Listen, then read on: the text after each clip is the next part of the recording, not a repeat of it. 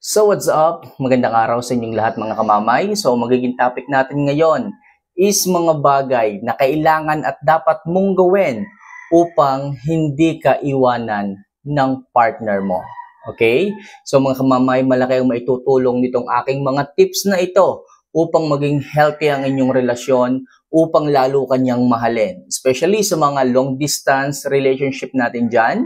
Okay? So, alam ko at ang dami na nagme-message sa akin na mayroong problema pagdating sa distance ng kanilang relasyon. So, mga kamamay, makinig kayo at mangyari na tapusin nyo ang video ito para sa ganon, marami kayong makuhang tips upang mas lalong tumibay, mas lalong lumusog, at mas lalong maging maunlad ang inyong relasyon bilang mag-partner. So mga kamamay, bago natin pag-usapan ng topic na to, isa lang palagi ang hinihiling ko. If ever na gusto mo at nagugustuhan mo yung ganito klase ng love advice, huwag ka na sanang mahiya na pindutin ang subscribe button, notification bell, and syempre, i-like mo na rin ang video ito. Wala naman pong bayad yan.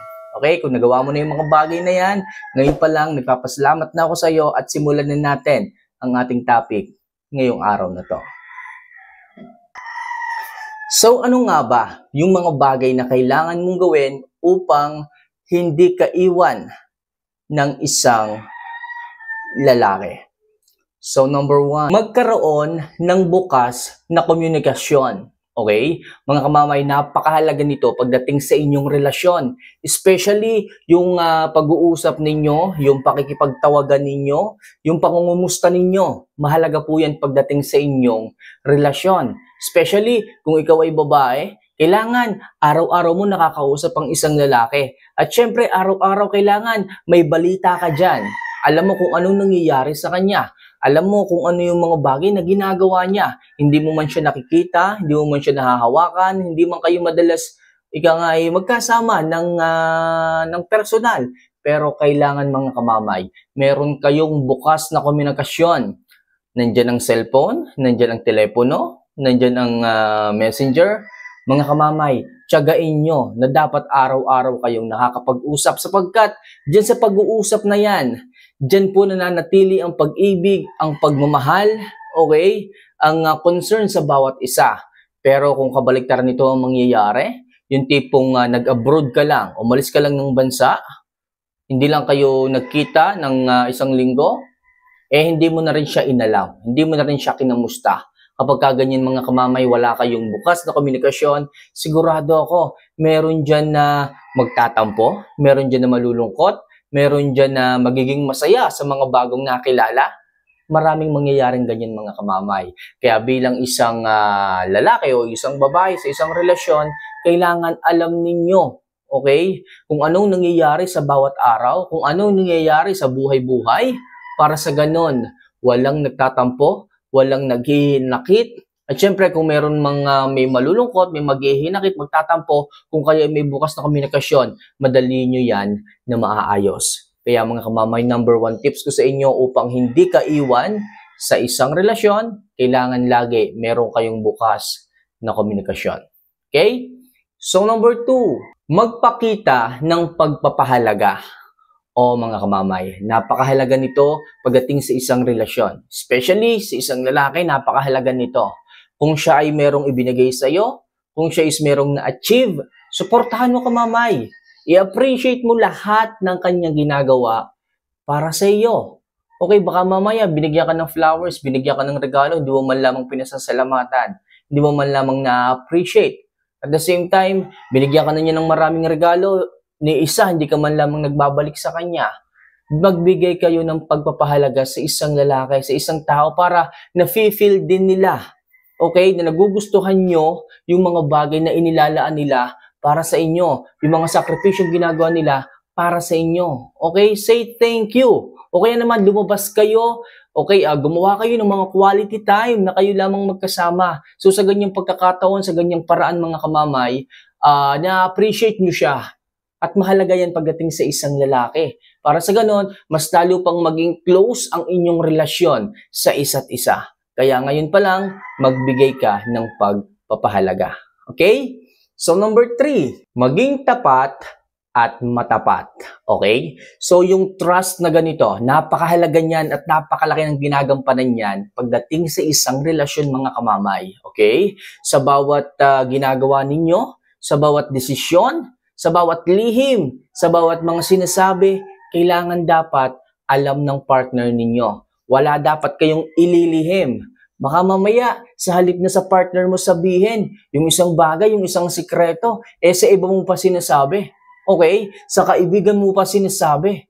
Which is dapat, hindi mo sinasabi sa kaibigan mo at mas dapat sinasabi mo sa partner mo kasi kayo yung mag-partner. Minsan kasi, ang nangyayari, partner mo, pinaglilihiman mo, tapos yung kaibigan mo ang lahat ng nakakaalam ng mga sikreto. Which is, hindi tama yun mga kamamay. At hindi mo napapansin, yung inyong relasyong dalawa, medyo nagkakagulo na, medyo nagkakaribok na, medyo nagkakagusot na.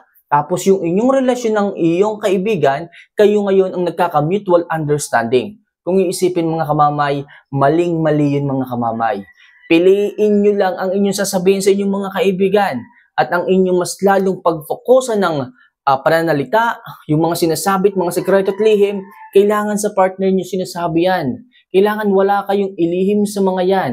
Sila ang makakasama mo sa araw-araw, sila ang makakasama mo sa habang buhay mga kamamay. Kaya napakahalaga po ng pagiging tapat at matapat sa isang relasyon sapagkat pag ikaw ay naglihim, ikaw ay nagtago ng sikreto at nalaman ng isang lalaki, alam mo na kung anong mararamdaman ng isang tao kapag kaganyan. At sigurado ako na ayaw mo ring mangyayari sa iyo kung ano man yung ginagawa mong paglilihim sa kanya. Kaya bilang isang babae na mayroong pagmamahal, pagmamalasakit at mayroong ugaling pagiging tapat sa isang lalaki, wala dapat kayong inililihim. Kasi iisa kayo. Kasi mag-partner kayo. At kung siya man ay maglihim sa iyo, kasalanan niya na yon. Meron tayong tinatawag na bad karma na maaaring bumalik. Hindi man ngayon. Pero sa tamang panahon, doble pa. Okay, kaya piliin mo na maging tapat at matapat. So next, magbigay ng espasyo. Oo mga kamamay, mahalaga ito pagdating sa isang relasyon. Okay? Ang pagkakaintindi ng iba, pag nagbigay ka ng space sa isang tao, ibig sabihin ng pinapabayaan mo na, hindi po yun mga kamamay. Baka po ma-misinterpret kayo sa ganong bagay. Pag sinabing espasyo, binibigyan nyo po ng space yung mga partner ninyo, yung mga mahal nyo sa buhay na i-spend din yung kanilang oras sa ibang tao, sa kanilang kaibigan, sa kanilang mga mahal sa buhay. Huwag nyo po silang hawakan. Huwag niyo po silang kontrolin. At hindi po dapat obligasyon na palagi kayong magkasama sa lahat ng lakad ninyo o lakad nila. Okay? Hayaan nyo rin po paminsan-minsan na magkaroon sila ng buhay kasama ang ibang tao. Na magkaroon sila ng kasiyahan kasama ang kanilang mga kaibigan. Sa ganyang pagkakataon na binibigyan nyo sila ng space, ng espasyo para lumabas, para maging masaya, para maiba naman ang hugis ng kanilang mundo na hindi lamang dapat kayo palagi nakakasama, mas mamahalin kayo ng isang lalaki o ng isang babae sa paraang yan mga kamamay. Kaya sinasabi ko sa inyo, magbigay kayo ng space para naman hindi nauumay ang isang lalaki o isang babae sa inyong relasyon. Sa paraang yan mga kamamay, hindi ka magagawang iwan ng isang lalaki o ng isang babae ng ganun-ganun na lamang. Okay? So next, mag-workout sa problema bilang team. Okay? Pag sinabing mag-workout sa problema bilang team, handa ka dapat tulungan ng partner mo sa kung anumang problema niya. Okay? Bilang isang mag-partner, bilang isang mag-asawa, kailangan willing ka. Nandun ang willingness mo para i-open ang both hands mo, na tulungan siya sa kanyang problema. Sapagkat kung ano ang problema niya, problema mo na rin. Sa ganyang paraan mga kamamay, hindi ka magagawang iwanan ng isang lalaki o ng isang babae kung marami na kayong pagsubok na nilampasan na magkasama. Okay? So talagang ang isang lalaki o ang isang babae ay talagang mas mamahalin ka ng lalo, mas iibigin ka ng sagad kapag nakita niya na hindi ka niya o na hindi mo siya iniiwanan in good or bad times ng kanyang buhay. Kaya mahalaga mga kamamay na mag-workout kayo bilang team sa bawat problema na dumadating sa inyong relasyon. Okay? So next, maging maunawain at magpatawad. Oo mga kamamay. Sa lahat ng pagkakataon, alam naman natin, Bawat isa sa atin may kanya-kanyang kahinaan.